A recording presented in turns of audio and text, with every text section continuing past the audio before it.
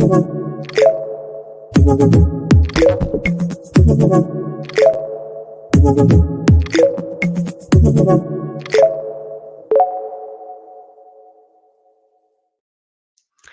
everyone. It's Dr. Vince Molinaro from Leadership Contract Inc., and welcome to this episode of the Lead the Future podcast. I am so thrilled to have Michelle Sangster as a guest today. She is the Managing Director at Accenture and the CHRO at Eclipse Automation. And as you will see in our conversation, Michelle is unlike any CHRO that I've ever had a chance to work with. She really transcends traditional boundaries in a way that guides leaders at critical inflection points to really drive sustained performance and growth. And she's done it by revamping HR operations, fostering a culture of collaboration, and her achievements speak volumes.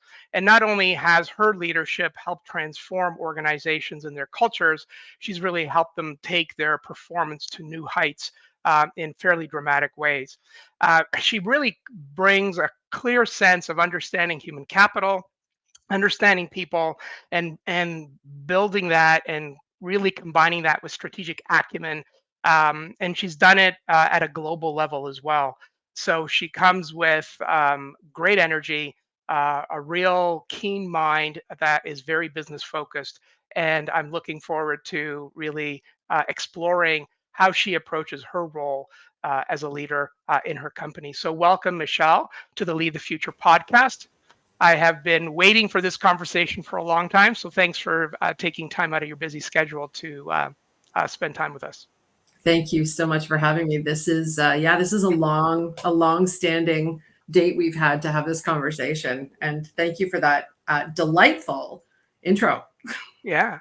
Well, as I said, you are unlike any CHRO that I've had a chance to work with, largely because of that combination of really having that strategic mind, understanding the nature of what the company and the business is all about, and you've worked across multiple sectors, and then being able to really drive change and transformation, and really using leadership as a critical lever to do that. So why don't we just start, just so that people kind of understand more about kind of your context and what's been your personal journey over the last 3 years. Let's start there.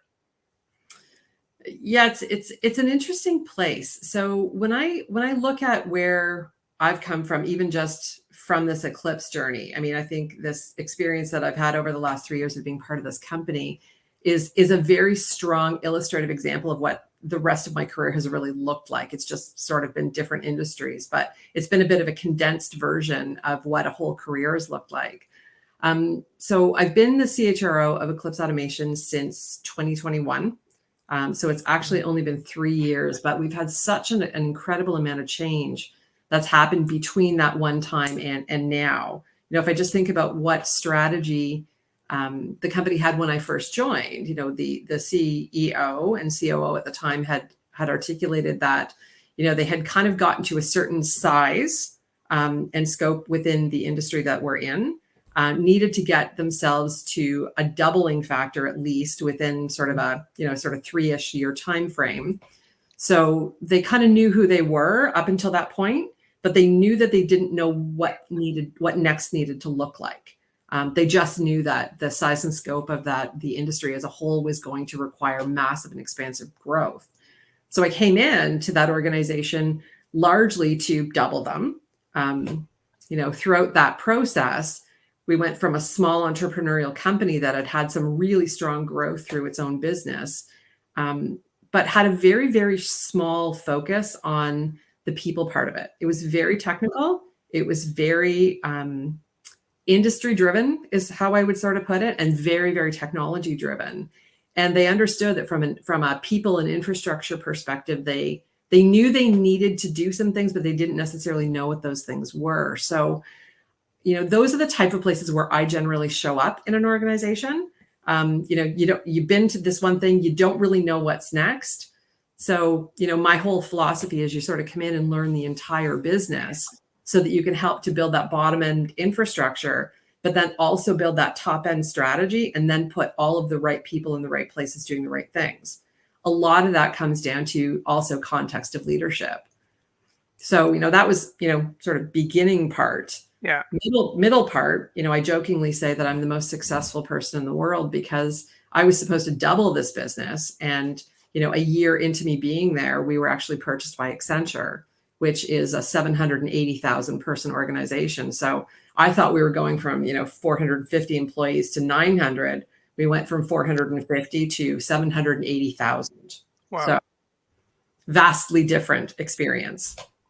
So in that experience, how do you now take what you did in the early days to understand the foundation, focus on the strategy, build the leadership capability, and now you're part of this behemoth? And how do you approach that challenge? I think it comes back to simplicity. As silly as that sounds, it's how do you find the truths that you can still ground into. So, for us, Accenture purchased us as a part of its digital manufacturing strategy going forward. It was a very, very big departure from the type of organization that they actually are. And most people tend to look at us and go, wow, you ended up at Accenture. That's, I don't know how that works. But what it really does is it forces you to really think about why you were purchased in the first place. So for us, we were purchased for the technology that we had, the market space that we had, and the leadership that we actually have. So it's important in those moments as you're going through this, we've been this small thing and now we're part of this giant web of an organization. What are the things that are still true? So, what are the things that are still true at Eclipse? We have a skill set that nobody else has. Our business is still predicated on our access to really, really good people. So although we're an automation company, we're really a people company. Yeah. So how do we actually attract, retain, and grow on that people side of the business?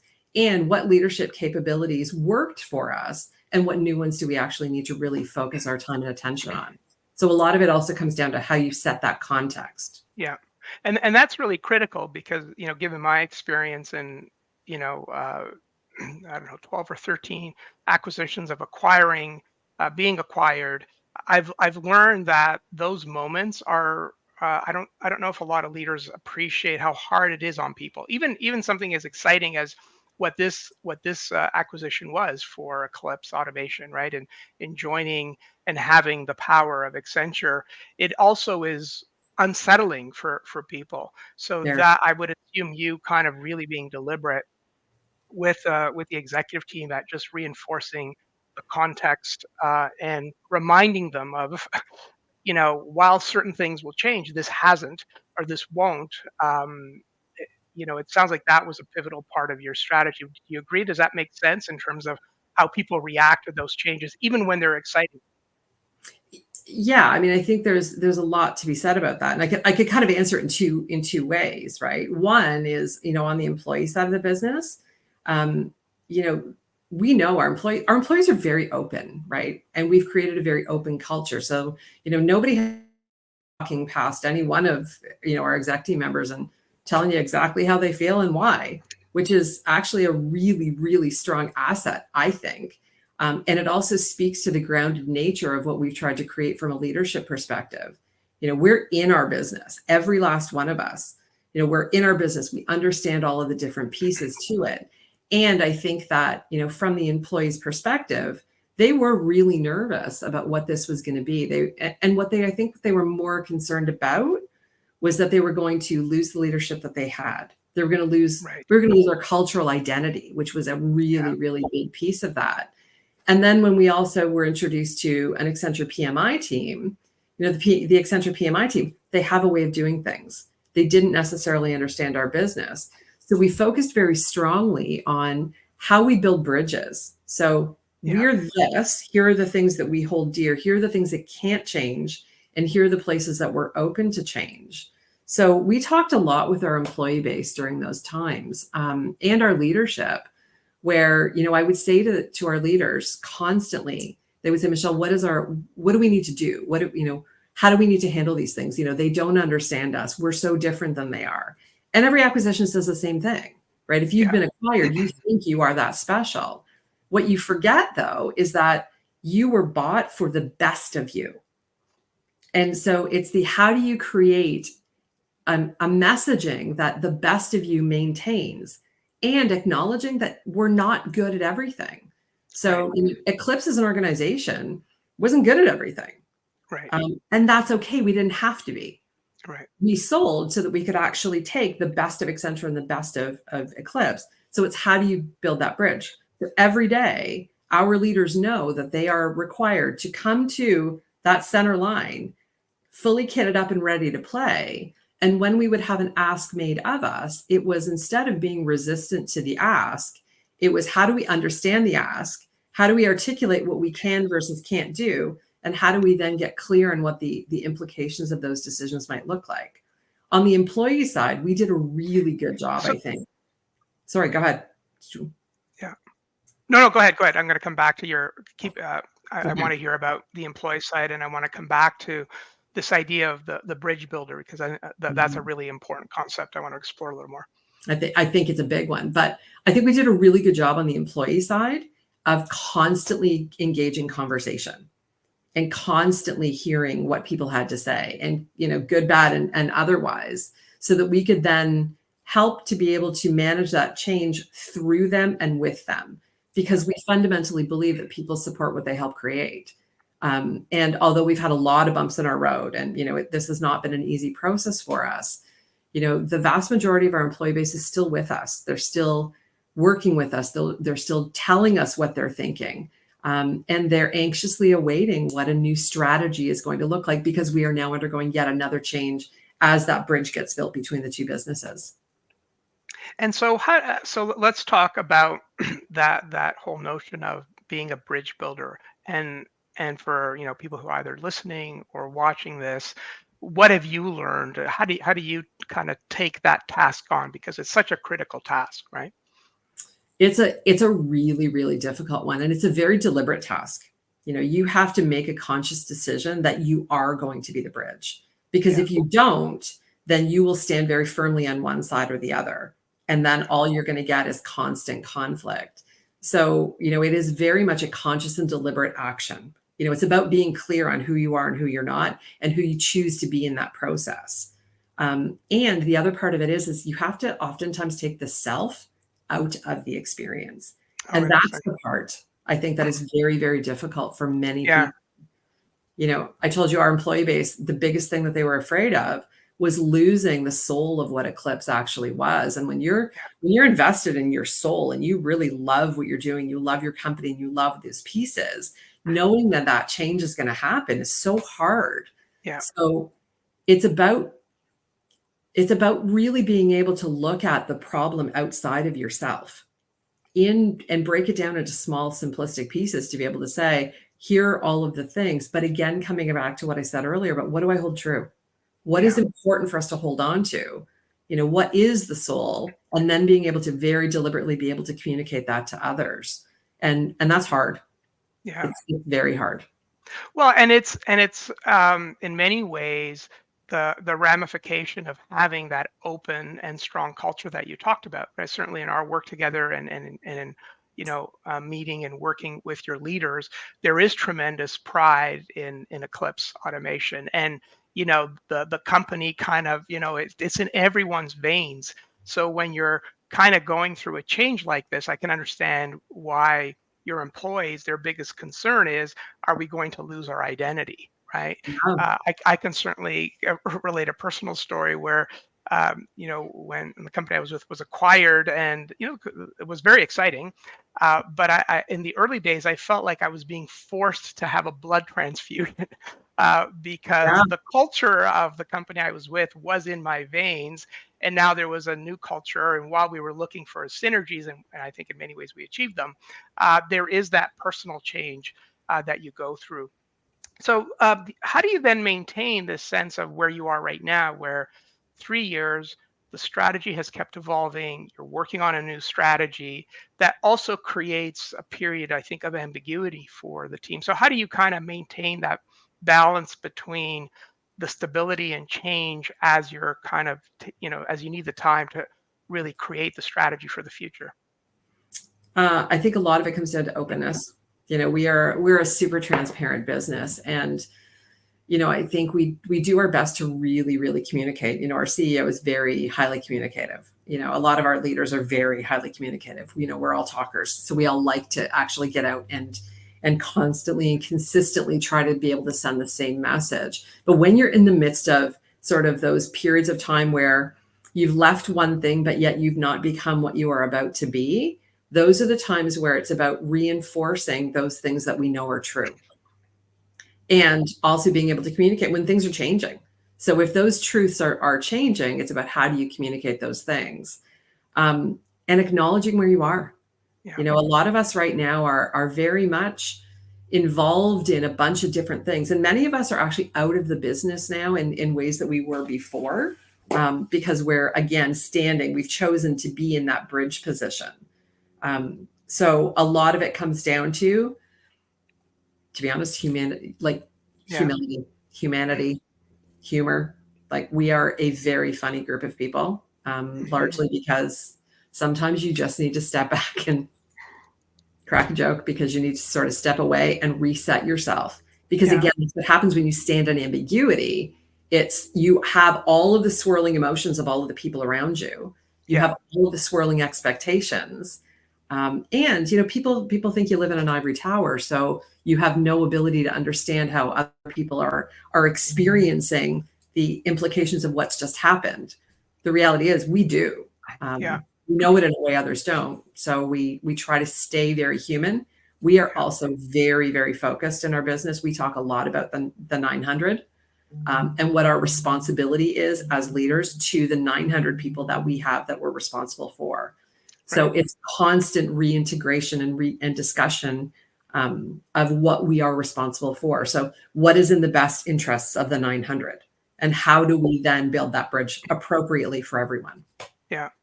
So obviously through that kind of process, your leader population, whatever that percentage is of that 900 is critical, right? Because they really touch the rest of the employee base. And what have you learned around how do you best support leaders through the kind of journey you've been on over the last 3 years? And what are the kind of investments that you have had to make to do that? Because certainly in knowing you and your past, that's always been a critical part of what you've done, particularly when companies like where you are now is facing an inflection point that is a great opportunity for the future, but it's going to rely on leaders to step up in new ways. Yeah, I think we rely a lot on context, right? And I talk about context consistently. It's about being able to create that context that says the expectations look like X. So we were this, and we were allowed to do this. And this is what we focused our time and attention on. Now, as we move through these different things, the context is changing. So if that's true, and the context is changing, what needs to be true to be able to lead our organization through these next pieces?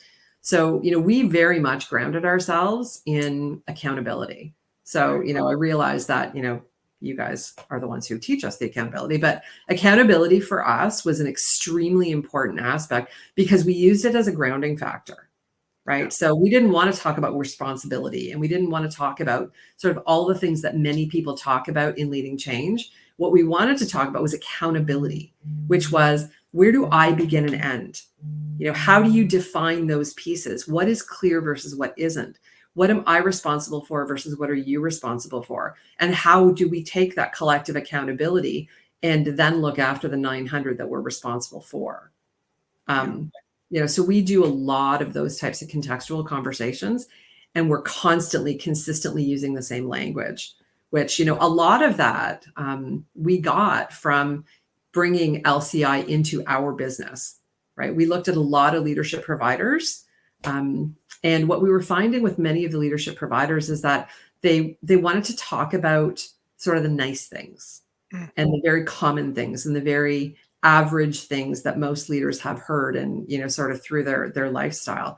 But grounding ourselves in the context of accountability is something that our leaders constantly and consistently go back to in the times where we aren't quite sure what's next, or we aren't quite sure what problem we're trying to solve, or what we need to be able to do. So I think that is a very, very big support that we've had to be able to take us through some of the changes in our leadership journey. Yeah, and it's interesting you say that because as you're discussing that being part of, like, you in your career working with companies at inflection points where they need to make a strategic shift, that's over the years where I and my teams, that's where we've done our best work. And certainly what I've learned is, like, you're rolling up your sleeves to be that bridge builder, rolling up your sleeves, being in the trenches with your teams. We need to do the same as a partner. And and and so we've got to kind of be alongside you with that. And that means, understand it's the same thing as you've done, understanding your business, understanding your strategy, working with you to help clarify the leadership expectations, as we did with the, Eclipse Automation leadership contract. Um, and then, finding mechanisms to support leaders in ways that help them understand what it really means to be a leader now, and also being very direct with them to say, okay, we've made our expectations clear. Are you in or not? And if you're not, that's okay. You can go back to a technical role. But here's what it's going to take. We're going to need everybody all in, fully committed to help us kind of, lead the company over the next year or two. Um, and what have you learned through that work in terms of, as you've been rolling out the leadership expectations? What have you learned in terms of how leaders embrace that? And what's been your experience with that? And maybe you might want to speak a little bit about the contract, that whole process, and the rollout that you did with your leaders. I think a lot of what I've talked about through this whole experience has been around having that sort of grounded landing pad of constantly being able to come back to something that's true, and talking about context. So we very much use the leadership contract as a way of being able to take all of our leaders and be able to put them on the same page. And again, I said people support what they help create. Our leaders created this contract. Our most senior leaders, we actually stayed out of it. We sort Right. of very much, we sort of blended ourselves into the background and had our leaders create this contract. And what we're finding is, again, it comes back to that sort of foundational landing pad. So when things are hard, when things are uncertain, what's true? What's true is we committed these things. We committed these things in service to the 900 people that we are responsible for. Yeah. And a lot of it, we sort of, as part of the jokes that we oftentimes have are, people will be sitting in a meeting where it's maybe it's a bit frustrating or it's a bit uncertain. And, it's a common thing that somebody will go, leadership is hard. Right. Like leadership is like hard. And we're like, yeah, man, leadership is hard. And leadership and change is even harder. So what does that do is what I find in our group is it finds that we come back to that sort of deliberate conscious intent, right? We come back to that concept of accountability that says, Yeah. if I choose to be the leader who builds the bridge, if I choose to be the leader that pulls myself out of the equation of what's best for that 900 or that rest of the rest of this changing organization, then what's true, right? Yeah. What am I then accountable for? And acknowledging that my accountability will change through this process. So again, it comes to that constant clarity and commitment and communication and very deep groundedness and Yeah. a lot of humor, a lot of Well, humor. you kind of need to have that ability to laugh at yourself, because certainly what I see and what I've learned is, when you're thrown in these new situations, when you're thrown with challenges in the economy or in the business environment, there for many of us, there are things we haven't dealt with before, so we're not always going to get it right. So I Yeah. think that is really important, to be able to step back, laugh at ourselves, acknowledge when we've kind of not got it right, or completely got it wrong, and then very quickly recalibrate and move on, right? That becomes really important. But back to your point, because I think, certainly we certainly feel strongly, and now we have research that supports it in our new research. What we've learned all along is, only about 49% of companies that we've surveyed actually take the time to articulate a clear set of leadership expectations, and that's just like a company in a steady state environment, right? Yeah. When you're going through the kind of changes that you were going through, it becomes even more vital, right? So if you aren't deliberate and intentional in helping leaders understand, here's how your role is changing, here's what we expect of you, here's the leadership contract you've got to sign up for. Um, then you create risk because nothing is creating that foundation for leaders. What we've also found with new research, that among industry leading companies, that is the highest performing companies in the top quartile, this is the strategy that they implement more so than above average performing companies, and even below average and poor performing companies. And it's a statistically significant finding. In other words, if you're going to do one thing to help your leaders be successful during change and transformation, it's about defining a clear set of leadership expectations, which you've done. Now, what have you found has, how has that played out? Like you talk about, in those moments, people coming back to it, but do you find the leaders who embrace accountability, are they setting themselves apart relative to others? What are you seeing there in practice day to day? Yeah, definitely. We've it's really interesting because I've seen people who think that they are tremendous leaders, and they're the ones who buy pizza on Fridays, and they're the ones who ask people how they are in the morning. And they think that they're killing it in the leadership game. And they also live in worlds where it's super easy. When things get hard is when you see where leadership shows up. Yeah. And, we've seen our share of hard as we've tried to maneuver all of these changes. And there has been a definite shift in what we've seen from our leadership population, right? We've seen the people who actually line up to that. We are accountable for the health and safety and care and keeping of 900 people and 900 families. So we are also accountable to our new owners to be able to help them to be able to understand how to integrate a company like ours into something that is a very key strategy for them going forward.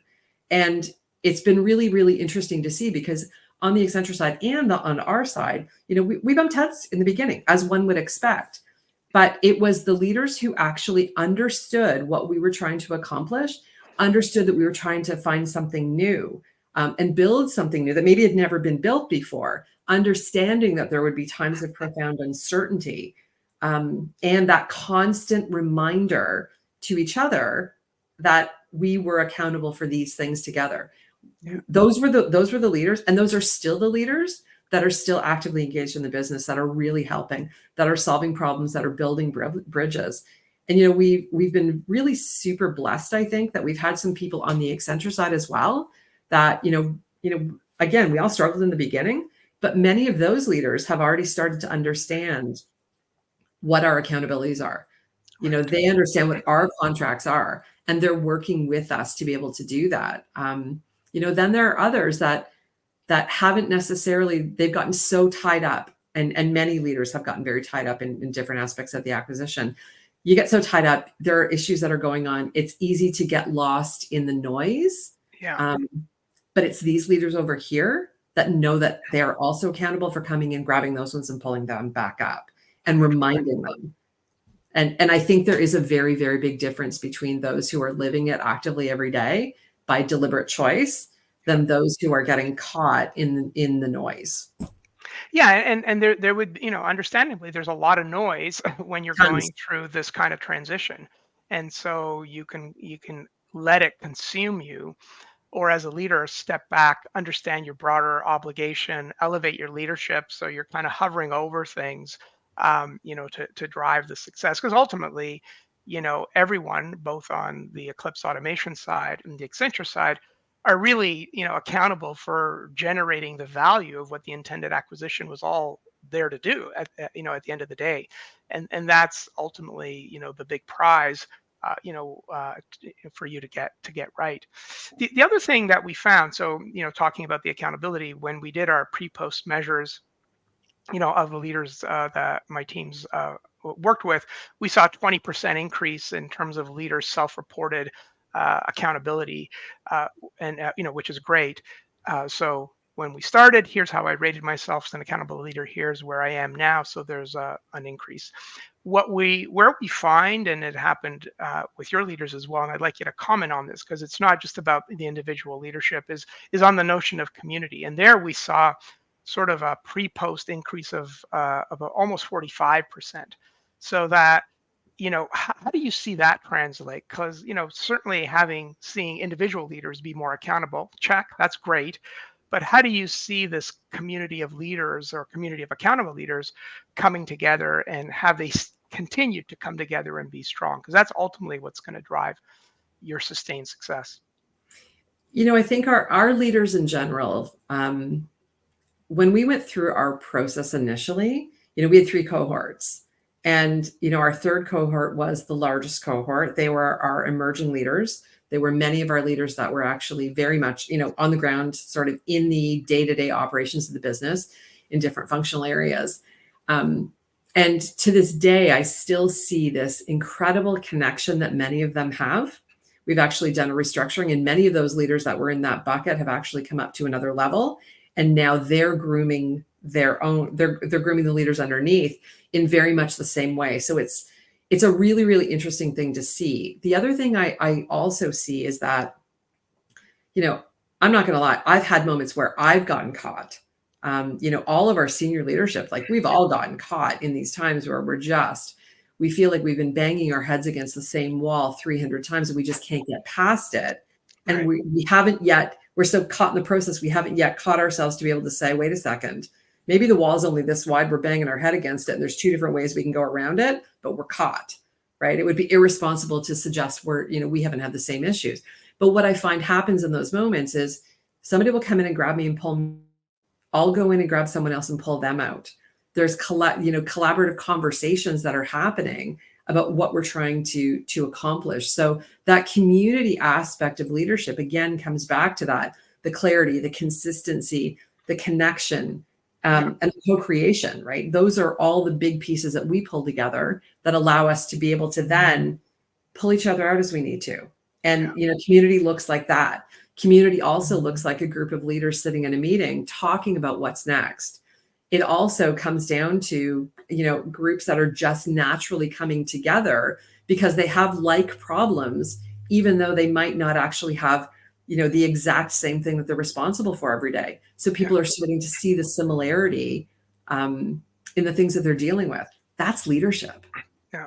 That is true leadership, being able to look across the sea of an organization and realize that you might look different than me and you might be responsible for something different than me, but we're dealing with the same type of issues. So how do we help each other solve them?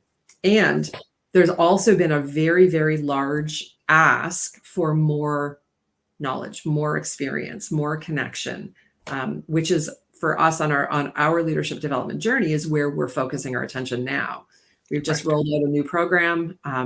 Accountable leaders for us is the foundation of that program because it's our context setter. It's the place we all come home to when we're getting lost, and we're giving more and more. Sometimes it's more tangible, sometimes it's more contextual, and being able to pull that context of leaders together, or community of leaders together. Yeah. So it's a really interesting thing how it organically changes on its own. Cool. And it just inspires, I'm assuming, confidence for the future because your leaders are ready for what's next, whatever that might be, even though it's unclear. So as we're winding down the discussion, because I know you're a deep thinker and reflective in terms of your own role, what perspectives or advice would you share with other CHROs who may find themselves in a similar environment where their organization is facing a number of inflection points, so the company needs to make a strategic shift? What should a CHRO really be paying attention to at those moments?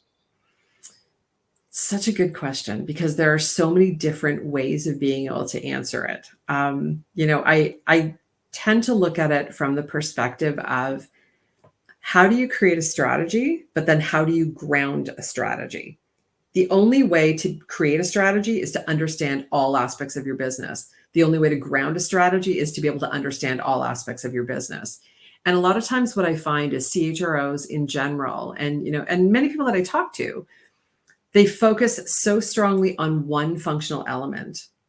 I'm responsible for all of the things that my organization has defined HR to be. True HR is the application of principles of human capital. It's about looking at understanding that you are responsible for building an ecosystem, and that ecosystem has infrastructure in it. It has business principles in it. It has financials in it. It also has people in it. And people literally are the only thing that matters. So I said earlier that, we aren't an automation company, we're a people company, because our access to people is, the only thing that creates our ability to execute projects. Every company is a people company. But when we only focus on the people and we don't focus on all of the other pieces about it, that's where I think we get lost. So Yeah. getting into the trenches, like getting Yeah. into the business, talking with people at all levels, being able to have an opinion and feeling like you have a voice on your sales process, your pipeline, your financial process, all of those things. I think those are the things that allow you to be able to have the vantage point where you can actually then decide where you're going to drop your value in, Yeah. if that makes any So sense. That it makes and be makes great sense. So as you're talking, here's a question for you. So do you think of yourself as an HR leader or as a business leader? I literally just had this conversation with somebody before I got on this. Oh, okay. So I am not an HR leader. I am a Yeah. business leader. I am Yeah. responsible for building leaders, Yeah. humans, and infrastructures. So I build companies for a living. That's how I describe myself.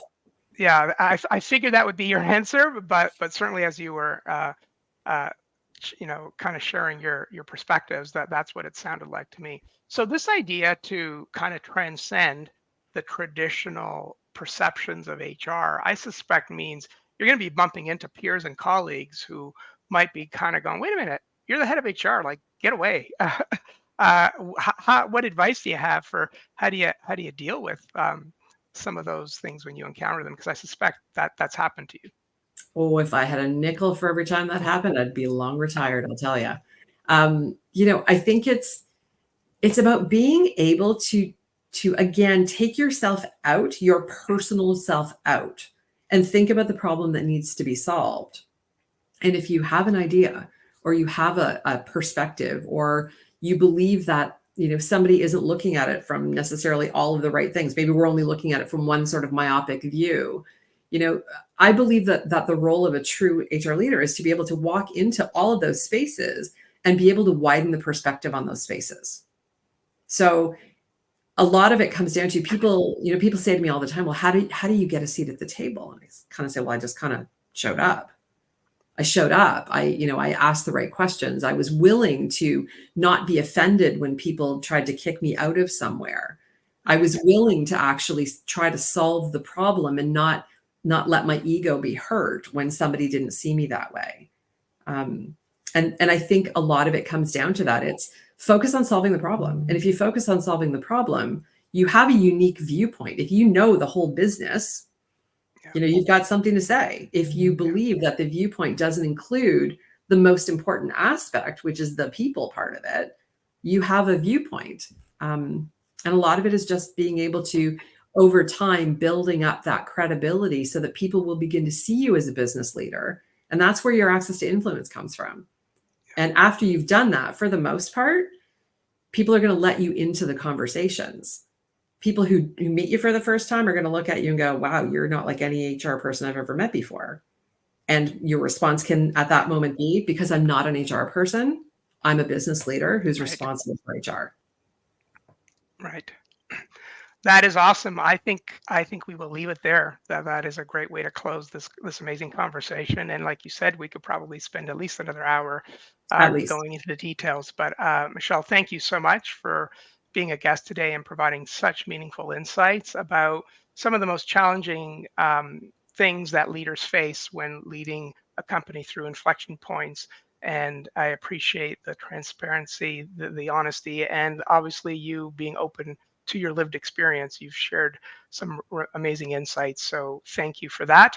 And thank you also for giving LCI the opportunity to come in and work with your leaders. We are deeply appreciative of your support of our work. So thank you for everything. Thank you so much for having us and for actually being willing to come with us on our crazy journey. on behalf of our entire leadership team, we actually, many people knew that I was coming on to talk with you guys today. So I had many of my leaders actually want me to express their thanks to you and the rest of your team, because many of the things that they've learned through their experience with LCI has actually helped them to ground themselves and to be able to deal with this change that we've been going through. So thank you, thank you, thank you. That's cool. Thanks so much. Have a great day.